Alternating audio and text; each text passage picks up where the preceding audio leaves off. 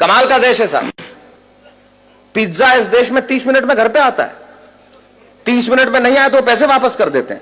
आप पुलिस वालों को बुला के देखिए।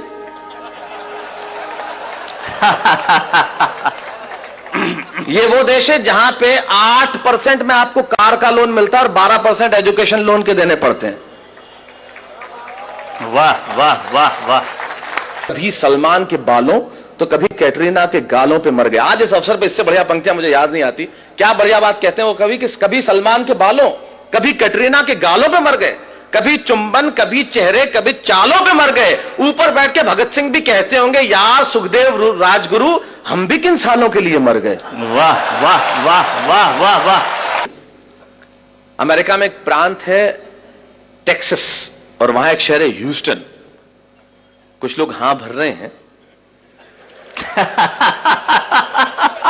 इससे यह जाहिर नहीं हो जाता कि उन्होंने देखा है और इससे यह भी जाहिर नहीं हो जाता कि उन्हें पता है।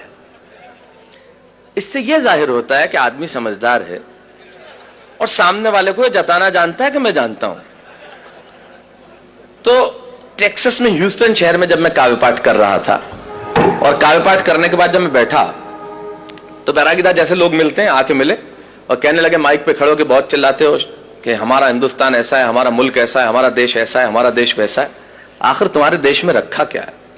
यकीन मानिए मेरे मन को बहुत चोट पहुंची, बहुत पीड़ा हुई। मेरी जगह आप होते तो आपको भी चोट पहुंचती, बहुत पीड़ा होती। लेकिन मेरा दर्द सुनना साहब, मुझे चोट इसलिए नहीं पहुंची कि उसने मुझे ये कहा कि तुम्हारे मुल्क में क्या रखा है।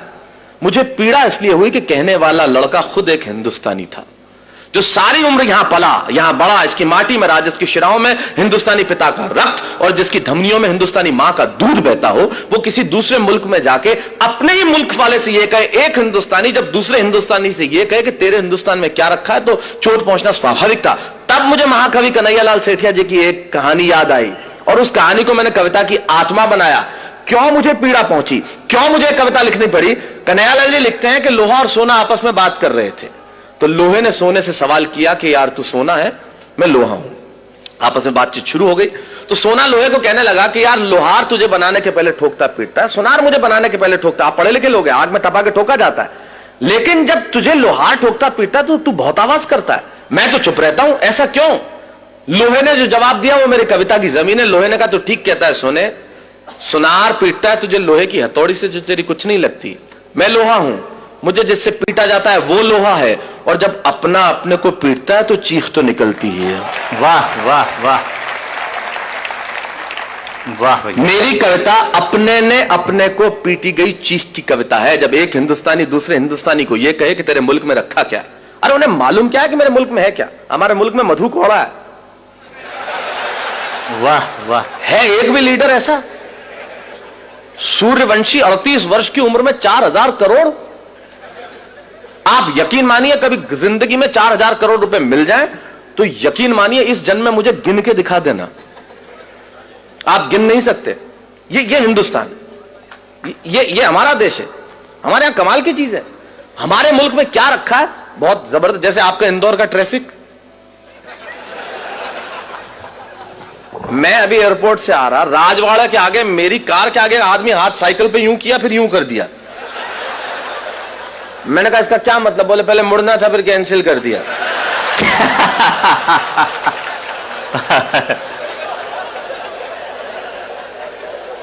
अब कर लो, आप क्या कर लो, ये अपने इंडिया में ही हो सकता है। कार में आगे एक औरत हाथ निकाले भी, मैंने कहा इसको मुड़ना होगा, आधे घंटे तक मुड़ी नहीं। मैंने कहा बहन जी क्या? अरे नहीं, बोले मैं तो नेल पॉलिश सुखा रही थी। ये अपने मुल्क में ही हो सकता है।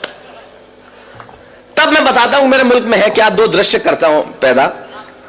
अमेरिका में एक लड़का मुझसे कहता है तेरे देश में रखा क्या है। तब सुनिए कि अमेरिकन परिवार में एक लड़का घर में आया, बहुत समय बाद सुना था तो हो सकता है मैं कहीं इधर उधर हो जाऊं, लेकिन याद करने की कोशिश करता। अमेरिकन परिवार में एक लड़का घर में आया और अपने पिता से कहने लगा, come on dad what a bad day. Come on dad. American परिवार में एक लड़का घर में आया और अपने पिता से कहने लगा, come on dad what a bad day, I just want to change my girlfriend.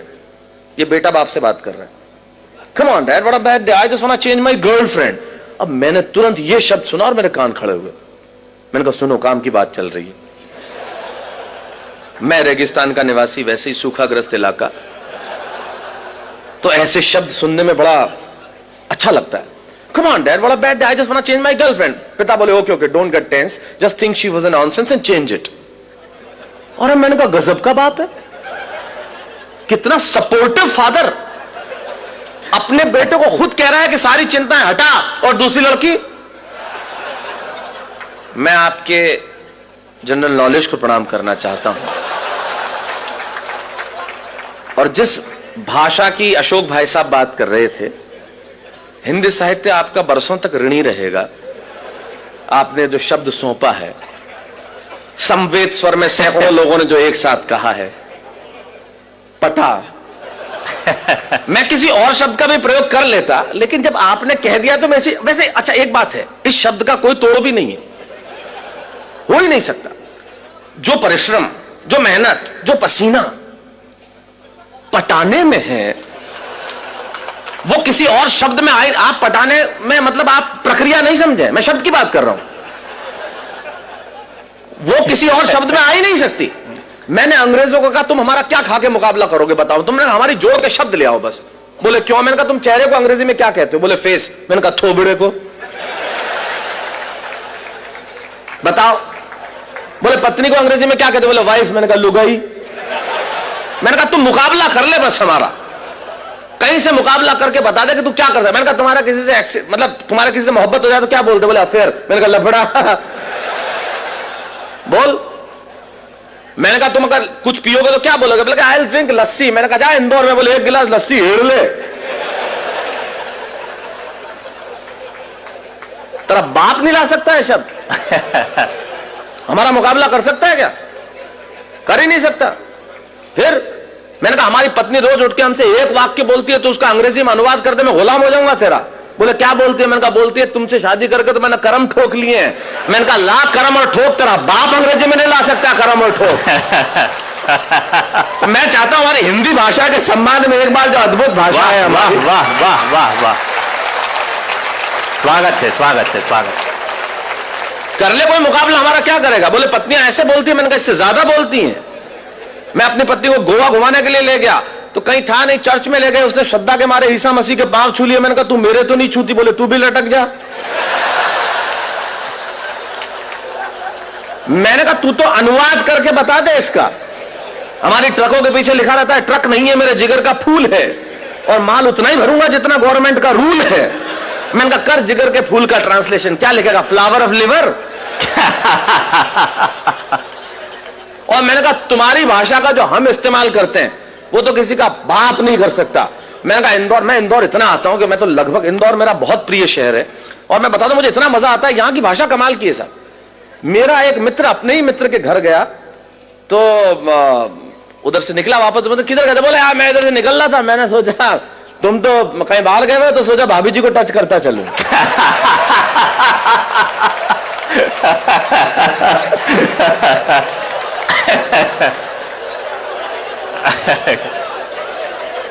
ये हम कर सकते, ये हमारी भाषा का। सारी दुनिया की भाषाओं को जब हमने हाथ फैला के बुलाया है और जो उसे सौहार्दपूर्ण स्वीकार करके जो मोहब्बत दी है वो कोई दे सकता है? तो ये तो कमाल है।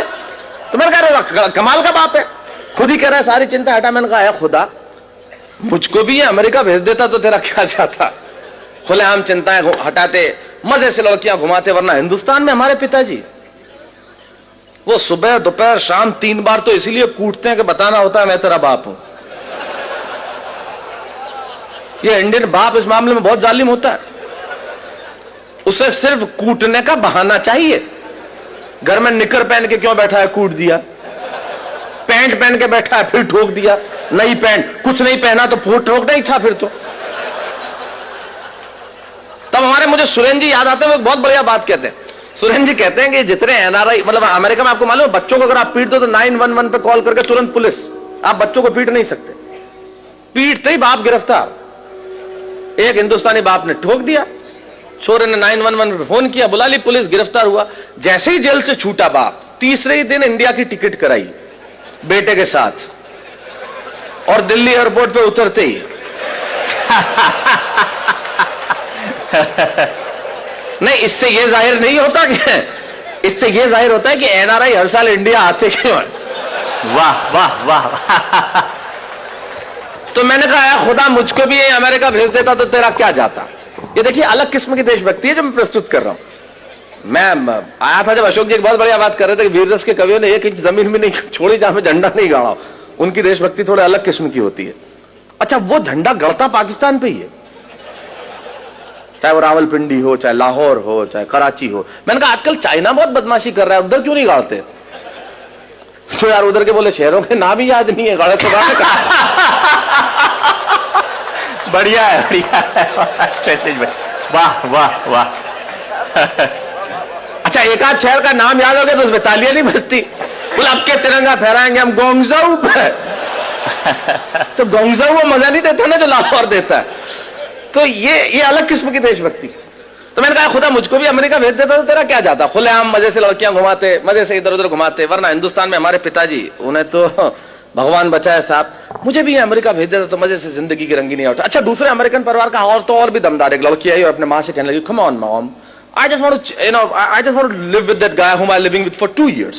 मैंने तुरंत अनुवाद किया। मैंने कहा ये कह रही है कि उस लड़के के साथ नहीं रहूंगी जिसके साथ 2 साल से रह रही थी अकेली, वो भी बिना शादी के।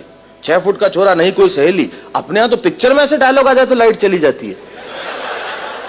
और ये देश कितना एडवांस है, हम इनसे कितना पीछे, कितना नीचे। मुझे भी अमेरिका आ जाना चाहिए और जिंदगी के मजे उठाना चाहिए। अब यहां से वो बात शुरू करता हूं जिसके लिए कविता लिखी। मुझे भी अमेरिका आ जाना चाहिए और जिंदगी के मजे उठाना चाहिए। ये बात मैंने वहां रहने वाले एक बुजुर्ग जोड़े को बताई तो उन्होंने बहुत धीरे से मेरा कंधा थपथपाया। ये बात कि मुझे भी अमेरिका आ जाना चाहिए और जिंदगी के मजे उठाना चाहिए, ये बात मैंने वहां एक रहने वाले बुजुर्ग जोड़े को सुनाया तो उन्होंने बहुत धीरे से मेरा कंधा थपथपाया और कहने लगे, बेटा ये बातें, ये रोशनी, ये चमक, ये दमक लगती बहुत सच्ची हैं और लगती भी खूब अच्छी हैं। अरे तुम्हें क्या मालूम, ऊपर से हंसते हम भीतर कितना पिसते हैं, इन आंखों से आंसू रिसते हैं। अरे तुम्हारे मुल्क में और कुछ नहीं होगा पर वहां सच्चे रिश्ते हैं। वाह वाह वाह वाह, बहुत अच्छा, बहुत अच्छा। तुम्हारे मुल्क में वहां कुछ नहीं होगा पर ये रिश्ते हमारे मुल्क में ही हो सकते हैं मित्रों, ये रिश्ते हमारे मुल्क में ही हो सकते हैं। ये जो सम्मान की परंपरा बची है वो इसी देश में बाकी रह गई है। तब कहता हूं कि तुम्हारे मुल्क में और कुछ नहीं होगा पर वहां सच्चे रिश्ते हैं। अरे वहां बेटा शाम तक घर नहीं लौटे तो पिता को खाना नहीं भाता। और अगली पंक्ति में बात कितनी छोटी लेकिन तर्क कितना बड़ा कि वहां बेटा शाम तक घर नहीं लौटे तो पिता को खाना नहीं भाता।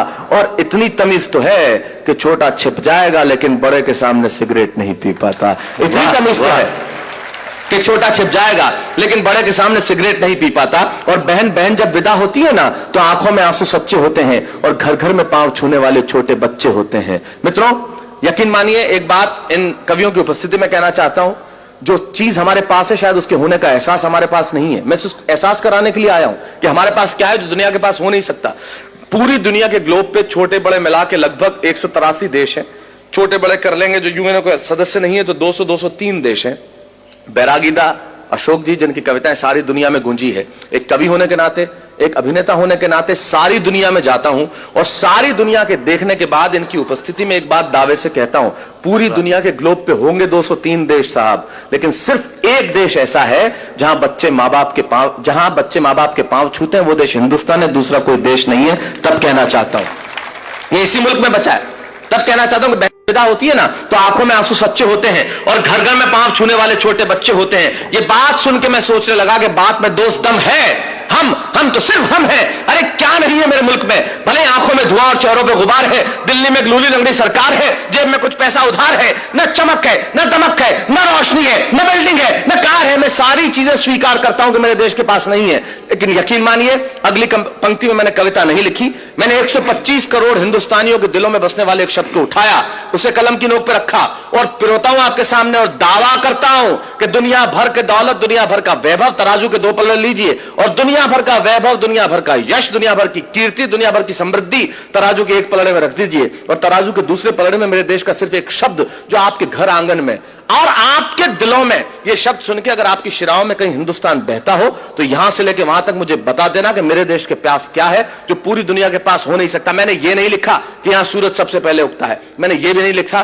कि यहां घास की रोटी खाने वाले महाराणा प्रताप हुए, मैंने ये भी नहीं लिखा कि सिकंदर के सेनापति अपनी बेटी की डोली यहां दे जाते हैं, मैंने ये भी नहीं लिखा कि यहां पन्ना धाय स्वामी भक्ति में बेटा कटवा देती है। मैंने ये नहीं लिखा कि हाड़ी रानी शीश काट के थाली में रख देती है। मैंने ये कुछ नहीं लिखा क्योंकि ये सच हम जानते हैं। मैं तो सिर्फ एक पंक्ति कहता हूं, एक शब्द मात्र कहता हूं कि वो जो हमारे देश में बसता है दुनिया भर में हो नहीं सकता। और रख दीजिए दुनिया भर का वैभव इस शब्द के सामने और फिर बताइए कि मेरे मुल्क के पास क्या है, कि बात में दोष दम है। हम तो सिर्फ हम हैं। अरे क्या नहीं है मेरे मुल्क में, भले आंखों में धुआं और चेहरों पे गुबार है, दिल्ली में लूली लंगड़ी सरकार है, जेब में कुछ पैसा उधार है, न चमक है, न दमक है, न रोशनी है, न बिल्डिंग है, न कार है, पर मेरे देश में संस्कार है। वाह वाह वाह वाह वाह वाह।